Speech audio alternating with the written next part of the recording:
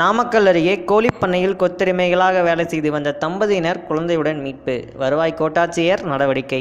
நாமக்கல் அருகே சேந்தமங்கலம் ஊராட்சி மரூர்பட்டியில் ராமசாமி என்பவருக்கு சொந்தமான கோழிப்பண்ணையில் பெருமாபாளையத்தை சேர்ந்த சரவணன், சசிகலா தம்பதியினர் அவர்களது 6 வயது மகள் மோனிகாவுடன் தங்கி வேலை செய்து வந்தனர். முன்பணமாக பண்ணையாரிடம் ரூபாய் 1,25,000 கடனாக பெற்றுள்ளனர். இந்நிலையில் கணவன் மனைவி இருவருக்கும் சேர்த்து தினசரி ரூபாய் 450 தினக்கூலி என முடிவு செய்த பண்ணையார் தற்போது அந்த பணத்தையும் தர மறுப்பதாக கூறப்படுகிறது. நாமக்கல் சார் வட்டாட்சியர் தகவல் அறிந்து சம்பந்தப்பட்ட கோழிப்பண்ணைக்கு சென்று அவர்களை மீட்டு விசாரணை நடத்தி வருகின்றனர்.